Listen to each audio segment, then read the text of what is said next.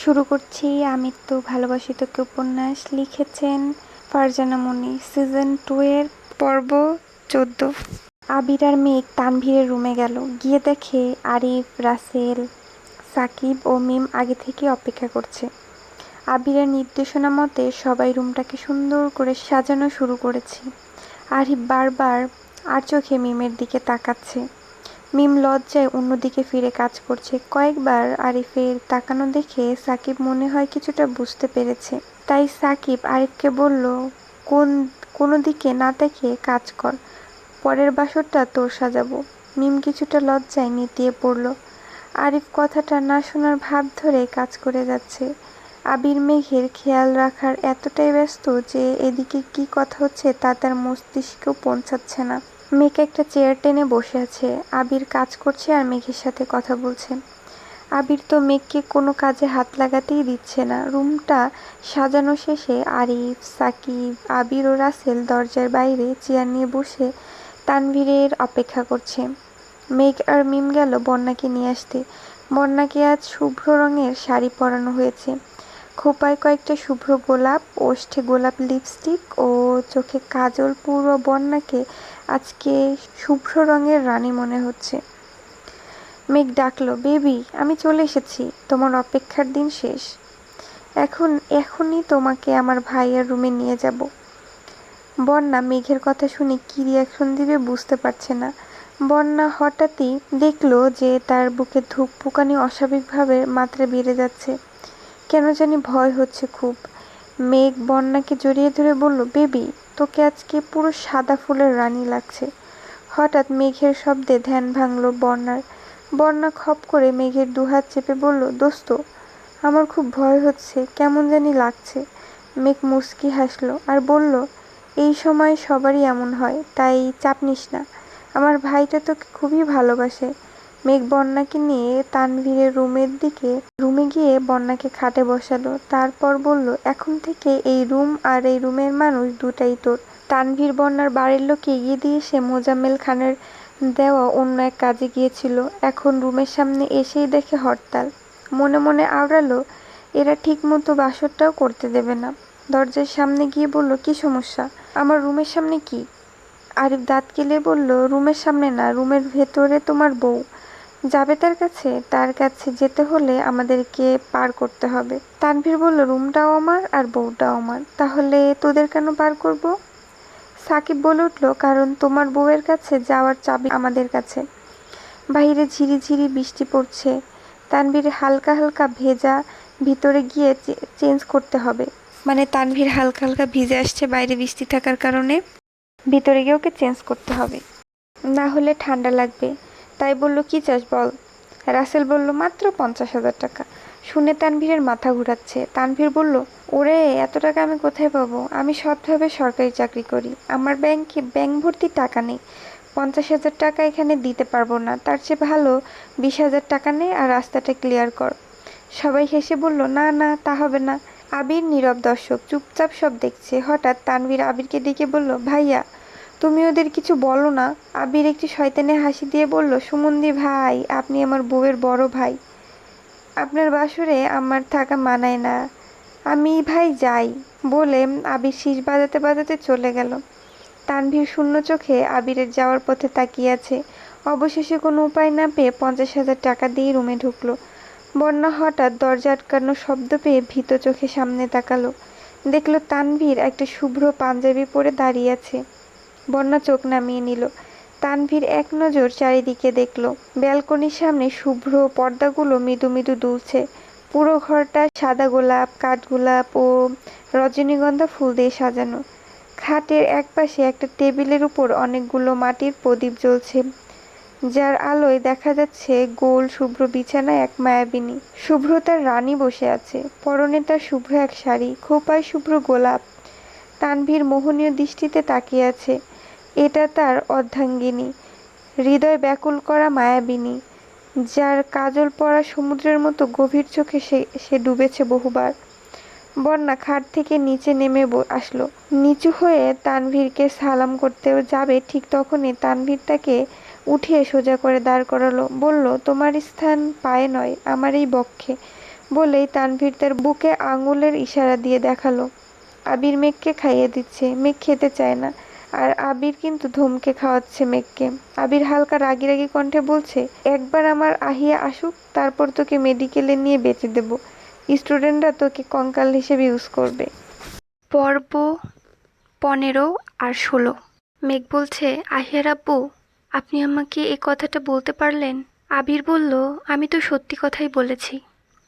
মেঘ বলল, ঠিক আছে, আমি আপনার সাথে আর কথাই বলবো না, আমারটা আমি নিজেই খেয়ে নেব, দিন আমাকে। আবির মুচকি হাসলো, বলল, পাগলি মেয়ে, এই যে খাইয়ে দিলাম, এটা কার পেটে গেছে, আমার নাকি তোর? মেঘ ঠোঁট ফুলিয়ে অন্যদিকে তাকিয়ে আছে।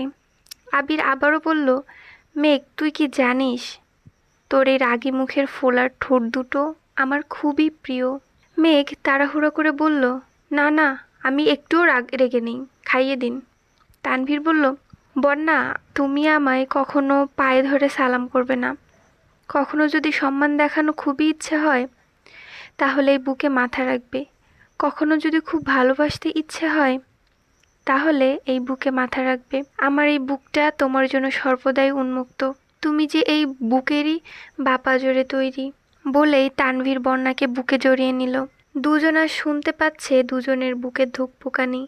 বন্যার শরীরের অনুভূত এক মেইলি ঘ্রাণে তানভীরের যেন নেশা ধরে যাচ্ছে। তানভীর নিজেকে একটু গুছিয়ে নিয়ে বলল, বন্যা, উজু করে আসো, দুজন একসঙ্গে উপরওয়ালার নিকট শুকরিয়া আদায় করব।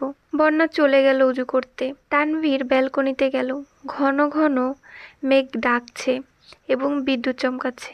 হালকা ঝিরিঝিরি বৃষ্টি পড়ছে আজ। আবহাওয়াটা খুবই সুন্দর। তানভীরের হঠাৎ ইচ্ছে হলো বৃষ্টি ব্লাশ করতে, প্রিয় মানুষটার সাথে। সে রুমে গিয়ে দেখলো বন্যা অজু করে রুমে এসেছে, সেও গেল অজু করতে। তানভীর আর বন্যা মহান রবের নিকট শুকরিয়া আদায় শেষে তানভীর বন্যাকে বলল, চলো, আজ তোমাকে এক জায়গায় নিয়ে যাব। বন্যা বলল, কোথায়? গেলেই দেখবে। বলেই তানভীর এক হাত মুঠো করে ধরেছে। দুজন ছাদে গিয়ে দাঁড়াতেই ঝিরিঝিরি বৃষ্টি মনকে শীতল করে দিচ্ছে। বন্যা আকাশের দিকে মুখ করে বৃষ্টির স্বাদ গ্রহণ করছে। বন্যার চোখ দুটো বন্ধ, কিন্তু অন্যদিকে তার ভিলেন তার বন্ধ চোখেই তাকিয়ে আছে। হঠাৎ বাজ পড়ার শব্দে বন্যা ভয়ে চোখ খুলে দেখল তার সামনে তানভীর দাঁড়িয়ে তার দিকেই তাকিয়ে আছে। বন্যা আরো বেশি ভয় পেয়ে তানভীরকে জড়িয়ে ধরল। তানভীর হাসল, তার শখের নারীকে শক্ত করে জড়িয়ে ধরল। বলল, বন্যা, তোমাকে আজ বন্যা বন্যা ফুলের মতো লাগছে। জানো, ছোটবেলা যখন নানু বাড়িতে যেতাম তখন আমার সব কাজিনরা ঘুড়ি উড়াতে যেতাম। তখন দেখতাম একটা বড় গাছে সাদা সাদা ফুল ফুটতো। নাম জানতাম না, কিন্তু ভালো লাগতো। একদিন নানুর কাছে জানতে চাওয়ায় নানু বলল, এটা বন্যা ফুল। আজ সাদা শাড়িতে তোমাকে সেই ফুলের মতো লাগছে, যা দেখে আমি মুগ্ধ হয়েছি বহুবার। বন্যা তানভীরের কথা শুনে বুক থেকে মাথা তুলে সোজা হয়ে দাঁড়ালো। তানভীর বন্যার নরম দুহাতে তার হাত মুঠোবন্দি করে কণ্ঠে মাদকতা নিয়ে বলল, বন্যা ফুল, তুমি কি জানো কত রাত জেগেছি তোমাকে আপন করে পাওয়ার অপেক্ষায়? দিনের পর দিন আকুল হয়ে ছুটে গেছি তোমার ভার্সিটিতে, তোমার গলিতে, তোমাকে এক নজর দেখার অপেক্ষায়। সেই তুমি অবশেষে আমার হলে। তানভীর নিঃশক্ত কণ্ঠে বলল, খুব ভালোবাসি বন্যা ফুল। বৃষ্টি বাড়ছে, দুজনেই পুরো ভিজে গেছে। বন্যা তানভীরের হাতের মুঠো থেকে নিজের হাতটা সরিয়ে নিয়ে দৌড়ে ছুটে গেল ছাদের মাঝখানে। তানভীর মোহনীয় দৃষ্টিতে তাকিয়ে আছে। বৃষ্টির টুপটাপ শব্দের সাথে বন্যার পায়ে নুপুরের ছন্দ যেন তানভীরের কানে সুরের ঝংকার তুলেছে। সাদা শাড়িটি বন্যার গায়ে আষ্টে পিষ্টে লেগে আছে। তানভীর এক মুহূর্ত তাকিয়ে চোখ সরিয়ে নিল। তারপর ভাবল, ও তো আমারই বন্যা ফুল, একান্তই আমার, নিজস্ব। বন্যা প্রবল বৃষ্টির মাঝে ছাদের মাঝখানে দাঁড়িয়ে জোরে চিৎকার করে বলল, ভালোবাসি ভিলেন, খুব খুব ভালোবাসি, ভীষণ ভালোবাসি। আমার এই 20 বছরের জীবনে হৃদয়ে যত ভালোবাসা সঞ্চিত করেছি সবটা আমি তোমায় দিতে চাই। তানভীর বন্যাকে পেছন থেকে কোমরে জড়িয়ে ধরল। মুহূর্তেই বন্যার সারা শরীর কাঁপুনি দিয়ে উঠল। শরীরটা তার কাঁপছে। তানভীর বন্যার বৃষ্টি ভেজা চুলের ঘ্রাণ নেওয়ায় মগ্ন। হঠাৎই বন্যার সামনে ঘুরে তানভীরকে শক্ত করে জড়িয়ে ধরল। তানভীর বন্যার সদ্য ভেজা নরম কোমল ঠোঁটে ঠোঁট ডুবালো। বন্যা আবেশে চোখ বন্ধ করে আছে। হঠাৎ বন্যা নিজেকে শূন্য অনুভব করলো। চোখ মেলে দেখলো তানভীর তাকে কোলে তুলে রুমের দিকে যাচ্ছে। এদিকে মেঘ বলতেছে, আহিয়ার আব্বু আপনি কোথায়? লোডশেডিং বুঝতে পেরে আবির তাড়াহুড়ো করে ওয়াশরুম থেকে ফ্রেশ হয়ে বেরিয়েছে। বলল, এই তো আমি চলে এসেছি, তুমি ভয় পেও না। মেঘ বলল, ফোনের ফ্ল্যাশটা অন করুন প্লিজ। আবির বলল, কিভাবে করব? তুমি তো আমায় জড়িয়ে ধরে আছো। আসলে প্রচুর বিদ্যুৎ চমকাচ্ছে বাহিরে, আমার ভয় লাগছে খুব। আবির একটু হাসলো। হাত বাড়িয়ে পাশে টেবিলে থাকা মাটির প্রদীপগুলো জ্বালালো। মেঘ তো অবাক, রুমে মাটির প্রদীপ কিভাবে আসলো? মেঘের প্রশ্নে আবির বলল, তানভীরের রুম সাজানোর জন্য বেশি করে আনিয়েছিলাম, সেখান থেকে তোমার জন্য এনেছি। মেঘ আবিরকে শক্ত করে জড়িয়ে বলল, আহিয়ার আব্বু আপনার মতো করে আমায় কেউ বোঝে না। আবির আবারও হাসলো। মেঘের হাসি মুখ দেখলে তার মুখে সহসা হাসি ফুটে ওঠে। মনে হয় আবিরের প্রাণ হাসছে। অন্ধকারে মিম ফোনের ফ্ল্যাশ জ্বালিয়ে নিচতলা থেকে মায়ের রুমে যাচ্ছে। হঠাৎই কেউ তার মুখ চেপে ধরেছে। মিম ভয়ে অজ্ঞান প্রায়, চিৎকার করতে পারছে না। অন্ধকার সে বুঝতে পেরেছে, পুরুষদেহী লোকরা তাকে সিঁড়ি বেয়ে ছাদের দিকে নিয়ে যাচ্ছে। মিম কাঁপছে আর মনে মনে আওড়াচ্ছে, আল্লাহ আমাকে বাঁচাও, বাসায় মনে হয় ডাকাত পড়েছে। আচ্ছা আমাকে কি ছাদ থেকে ফেলে দিবে, নাকি ছাদে পাইপ বেয়ে কিডন্যাপ করে নিয়ে যাবে? ভাবতেই মিমের শরীর কাঁপছে। ছাদে এসে মুখের উপর থেকে হাতটা আলগা হলো। মিম হাতটা সরিয়ে চিৎকার দিল, আব্বু, ভাইয়া। হঠাৎ একটা হাত মুখটা আবারও চেপে ধরলো। পেছন থেকে ফিস ফিস করে বলল, চুপ, আমি আরিফ, ভয় পেও না। বলেই আরিফ হাত সরিয়ে নিল। মিম দীর্ঘশ্বাস ফেলে বলল, আরিফ ভাইয়া আপনি? আরিফ নিশ্চুপ, এক দৃষ্টিতে মিমের বৃষ্টি ভেজা মুখের দিকে তাকিয়ে আছে। কথা বলছে না কেউ। হঠাৎ মিম বলে উঠল, কথা বলছেন না কেন? এত বৃষ্টিতে আমাকে ছাদে কেন আনলেন? আরিফ এখনো চুপ, আজ কোনো কথাই নেই তার মুখে।